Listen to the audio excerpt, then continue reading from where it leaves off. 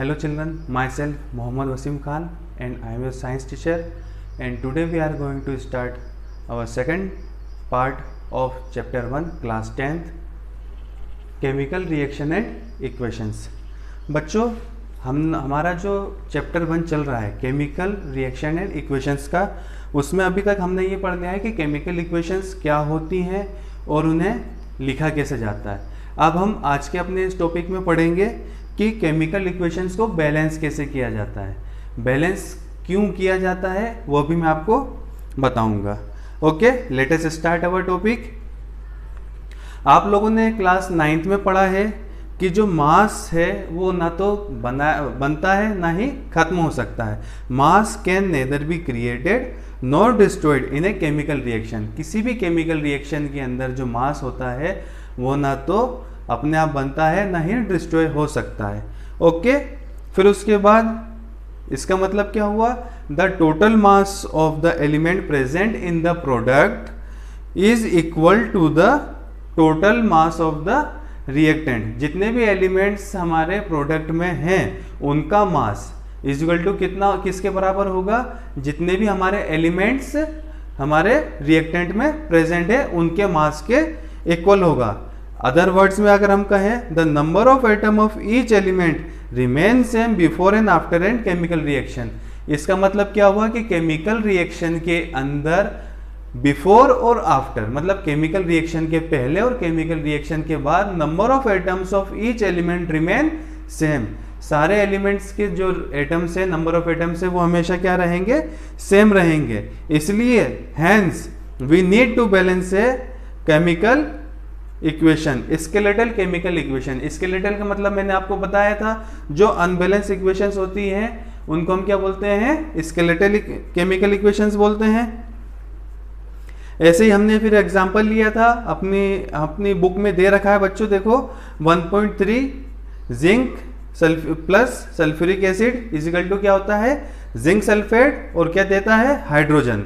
ये हमने पढ़ा था इसके बारे में। ओके, अब इसके बाद हमारे पास दूसरी एक केमिकल इक्वेशन दी है हमें बुक में 1.4 एग्जाम, ये है 1.4 में हमें क्या दे रखा है, Fe प्लस H2O। वो क्या देगा हमें, Fe3O4 प्लस H2। ओके, अब हम इसको बैलेंस करने की कोशिश करेंगे। तो हमारी बुक में हमें स्टेप बाय स्टेप बता रखा है कि कैसे बैलेंस करना है, तो उसी तरीके से हम भी इसको बैलेंस करेंगे। तो चलिए हम स्टार्ट करते हैं। Step 1, to balance a chemical equation first draw boxes around each formula, do not change anything inside the boxes while balancing the equation. तो कभी भी किसी भी इक्वेशन को जब आप बैलेंस करते हैं तो बच्चों जो आप इक्वेशन है उसके आसपास एक बॉक्स बना दीजिए। बॉक्स हम क्यों बनाते हैं, बॉक्स हम इसलिए बनाते हैं कि इसका जो ओरिजिनल फॉर्मूला है वो चेंज ना हो जाए, क्योंकि ज़्यादातर क्या होता है कि बच्चे यहीं पर गलती करते हैं, इसी के अंदर जो इनिशियल इक्वेशन दे रखी है उसी में ही सारे चेंजेस करने की कोशिश करते हैं। तो ये गलती नहीं करनी हमें, सबसे पहले ऐसे बॉक्सेस बना देना है कि इसका ओरिजिनल फॉर्मूला चेंज ना हो सके। ओके, फिर उसके बाद स्टेप नंबर 2, वो क्या है, list the number of atoms of different element present in the unbalanced equation. अब ये देखिए, ये हमारी इक्वेशन है, Fe प्लस H2O हमको क्या देता है, Fe3O4 और H2 हमें दे रहा है। और तो अब सेकेंड स्टेप हमें क्या बोलती है कि ऐसी एक हमें टेबल बनानी है। टेबल बनाकर हम क्या करेंगे, जो हमारे रिएक्टेंट्स हैं, हमारे रिएक्टेंट कौन से हैं, जो लेफ्ट हैंड साइड में, ये क्या है, रिएक्टेंट्स हैं।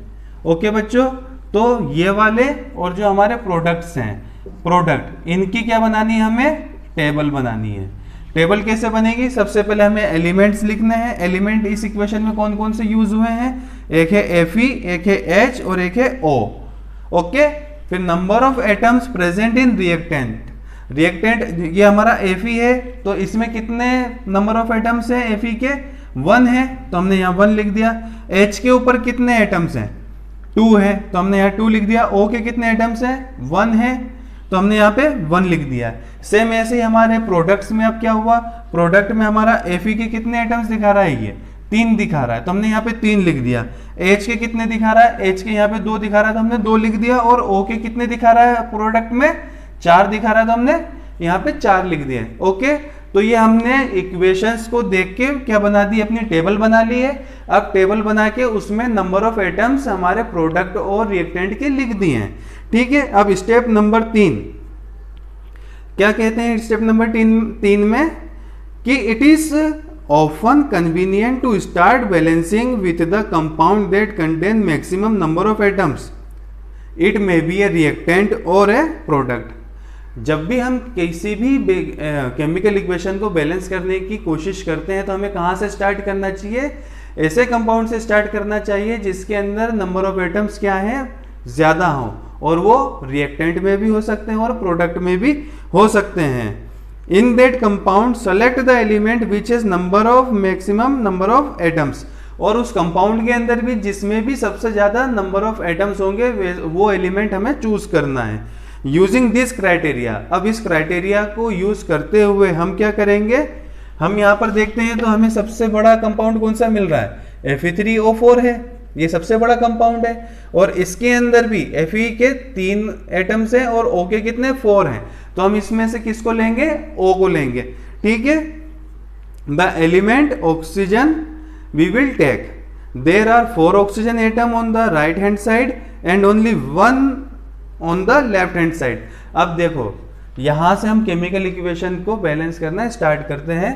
O के राइट साइड में, प्रोडक्ट साइड में कितने एटम्स है, 4 हैं, ये हमने 4 लिख रखे हैं। और रिएक्टेंट्स के कितने हैं, रिएक्टेंट का एक ही है, तो सबसे पहले हमें इसे बैलेंस करना पड़ेगा। इसे बैलेंस करने के लिए हमें क्या करना होगा, अगर इसे बैलेंस करना है तो हमें इसको 4 से मल्टीप्लाई करना पड़ेगा, तभी ये बैलेंस हो पाएगी, है ना। अब इसको 4 से मल्टीप्लाई किया तो हमें यहाँ पर भी 4 से मल्टीप्लाई करना पड़ेगा, तभी तो बैलेंस होगा ना भाई। हमारे रिएक्टेंट है तो ये भी रिएक्टेंट है, यहाँ पर O है, पहले 1 था, हमने यहाँ पे 4 से मल्टीप्लाई किया तो यहाँ पे 4 लिख दिया ना, तो ये हो गया बैलेंस। तो इस तरीके से ये to equalize the number of atom it must be remember that we can not alter the formula of the compound और एलिमेंट। अब इस चीज का ध्यान रखना है कि ये जो कंपाउंड है या एलिमेंट है, जो इनिशियल इसकी पोजीशन थी वही रहेगी, इसमें हमें कोई चेंजेस नहीं करने। इस बॉक्स के बाहर हम चेंजेस कर सकते हैं। ओके बच्चों, for example to balance oxygen atom we can put coefficient 4s 4h2a not H2O4। हम यहाँ पे जो 4 लगाया हम यहाँ पे लिख नहीं सकते हैं, ये गलत होगा, हमें क्या करना होगा, बाहर ही लगाना है कोएफिशिएंट को। Okay, now partially balanced equation becomes like this. अब ये क्या इक्वेशन हो गई, पार्शियली बैलेंस्ड हो गई है। अब step number 4, Fe and HM are still not balance. जो हमारे Fe है और H है वो तो अभी भी बैलेंस नहीं हुए, तो अब हम उनको बैलेंस करेंगे। ठीक है, let us balance hydrogen atoms in the partially balanced equation to equalize the number of H atoms make the number of molecules of hydrogen as 4 on the right hand side। अब देखो बच्चों यहां पर क्या हुआ, यहां पर H के कितने मॉलिक्यूल से 2 हैं, यहां पर भी 2 हैं, लेकिन जब हमने यहां पे 4 से मल्टीप्लाई कर दिया तो यहां पर कितने हो गए, ये 8 हो गए।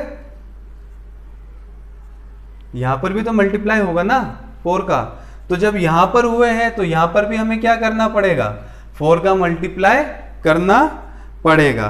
ठीक है, तो जब यहां पे मल्टीप्लाई किया है तो यहां पर भी होगा, यहां पर भी आएगा ना, तभी तो बैलेंस होगी भाई। हमने ये जो टेबल बनाई है इसी को तो देखकर बनाई है, तो जो यहां था यहां को देखते हुए यहां चेंज किया, यहां पर देखा, फिर यहां पर हमने इसका कोएफिशिएंट लिखा है, तो हमारी इक्वेशन कुछ इस टाइप से बन जाएगी। ठीक है बच्चों, अब इसके बाद examine the above equation and pick up the third element which is not balance. अब हमें यह पता चलता है कि जो हमारा तीसरा एलिमेंट कौन सा बच गया, Fe बच गया। अब Fe के अंदर यहाँ पे रिएक्टेंट साइड में 1 एटम है और number of atom on the product side कितने हैं, 3 है। तो अब हम इसको बैलेंस करेंगे, तो इसको बैलेंस करने के लिए क्या करना पड़ेगा, यहाँ पे 3 है तो यहाँ पे भी 3 से मल्टीप्लाई कर दो, और यहाँ पे 3 से मल्टीप्लाई किया है तो हम यहाँ क्या करेंगे, यहाँ पे भी 3 से मल्टीप्लाई कर देंगे। समझ में आया, तो ये इक्वेशन ऐसे बैलेंस होगी। Step number 6. Finally, to check the correctness of the balance equation, we count the number of atoms of each element on the both side of the equation. अब अपनी इक्वेशंस को चेक करने के लिए हम क्या करते हैं, कभी भी number of atoms both side के आप काउंट कर सकते हैं. जैसे कि यहाँ पे Fe के कितने दे रखे हैं हमें, नंबर ऑफ एटम्स 3 है. यहाँ पे कितने, 3 है. यहाँ पर H के कितने एटम्स है, नंबर ऑफ एटम्स 2 × 4 8 हो गए. यहाँ पे भी 2 × 4 8 हो गए. यहाँ पर ऑक्सीजन के कितने एटम्स हैं, 4 हैं. यहाँ पे भी 4 है. तो ये हमारी इक्वेशन क्या हो जाती है, बैलेंस बोथ साइड में. ठीक. This method of balancing chemical equation is called hit and trial method. इस तरीके से जो इक्वेशन बैलेंस होती है इसको क्या कहा जाता है, हिट एंड ट्रायल. मतलब तुक्का लगाना. अगर तुक्का लग गया तो बिल्कुल तरीके से हो गई है. लेकिन ये क्या, प्रैक्टिस करने के लिए आप लोगों को बहुत अच्छा एक तरीका है. अब स्टेप नंबर 7. स्टेप नंबर 7 है बच्चों की, कोई भी केमिकल जो रिएक्शन होता है उसके अंदर जो एलिमेंट्स है उनके क्या हमें फिजिकल स्टेट लिखनी होती है. Writing symbols of physical state. Physical state मतलब क्या होता है, फिजिकल स्टेट कितने टाइप की हो सकती है, 4 टाइप की हो सकती है. कौन कौन सी, सॉलिड, लिक्विड, गैस और एक्वस. एक्वस में क्या होता है, the gaseous, liquid, aqueous and solid state of reactant and product are represented by notation G, L, aqueous and S. The word aqueous का मतलब क्या होता है कि ऐसे एलिमेंट के ऊपर हम aqueous लिखते हैं जिसमें reactant और product is present in as a solution in water. जो reactant या product दोनों में से कोई भी वाटर के अंदर प्रेजेंट है सॉल्यूशन की तरह, तो उसको हम क्या बोलेंगे, एक्वस सॉल्यूशन. ओके. जैसे इस इक्वेशन के अंदर ये जो हमारा Fe है ये क्या होगा, सॉलिड होगा. जो हमारा H2O है वो क्या होगा, हमारा गैसेस फॉर्म में होगा. और ये जो हमारा Fe3O4 बना है ये किस फॉर्म में होगा, सॉलिड फॉर्म में. और ये क्या निकलेगी, गैस निकलेगी. तो इसको हम कैसे लिखते हैं, यहां पर हम लिख सकते हैं कि ये जो रहता है ये किस फॉर्म में रहता है, Fe रहेगा सॉलिड. तो यहाँ पर ब्रैकेट में सॉलिड लिख देते हैं. फिर H2O किस फॉर्म में है, गैसियस फॉर्म में, तो हमने गैसियस फॉर्म लिख दिया. Fe3O4 है तो ये सॉलिड फॉर्म में है, तो यहाँ पर क्या लिखेंगे इसको, सॉलिड. ये ब्रैकेट में सॉलिड आएगा और ये क्या है, गैस, तो गैसियस फॉर्म में. ठीक है. अब यहाँ पे नोट करने वाली बात है कि जो हमारा H2 यहाँ पे हमने G लिखा है, G मतलब गैसियस फॉर्म. तो H2O का गैसियस फॉर्म क्या होता है, वाटर वेपर्स के रूप में. ठीक है. मतलब हमने क्या इस इक्वेशन में किस तरीके से यूज किया है, वाटर को एज ए स्टीम यूज किया है. Sometimes the reaction condition such as temperature, pressure and catalyst for the reaction are indicated above and और below the arrow. Above the and below the chemical reaction.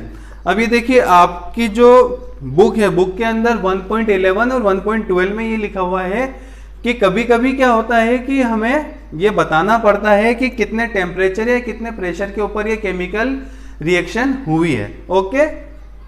For example हमारी जो एक chemical reaction आप लोग बचपन से पढ़ते आ रहे हो, 6th में, 7th, 8th क्लास में, 9th क्लास में भी आपने पढ़ा होगा, फोटोसिंथेसिस. तो फोटोसिंथेसिस की जो केमिकल रिएक्शन होती है वो in the presence of sunlight होती है ना, और क्लोरोफिल की मदद से होती है. तो आप लोगों ने देखा होगा कभी भी उसके ऊपर जब एरो लगता है तो एरो के ऊपर क्या लिखा जाता है, सनलाइट.